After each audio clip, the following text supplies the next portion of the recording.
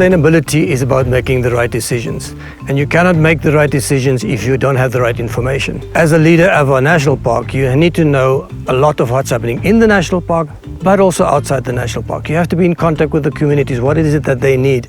And you'll soon realize that the resources that you have inside the national park can have benefits to the people outside the national park. And that is not just sustainability of the park, but it's sustainability of a park into the future, getting the buy-in of the people all the way around you. I'm Paddy Gordon. I'm the park manager of the Golden Gate Highlands National Park. As park manager, I'm the general manager of all the operations inside the national park. The main purpose for the existence of the Golden Gate Highlands National Park is to protect the last remaining piece of the Eastern Free State grassland biome. All of the birds, plants, animals are protected inside Golden Gate.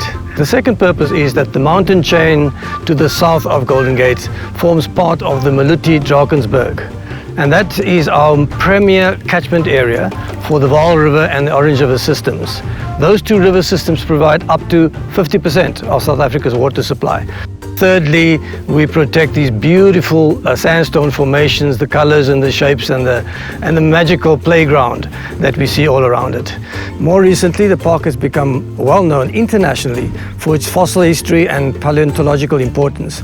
Dinosaur bones, dinosaur footprints, but also records of some of our earliest dinosaurs across the world are found in this area. And a very significant find of a nest with eggs and embryos have pushed the Golden Gate Highlands National Park into that significance as well.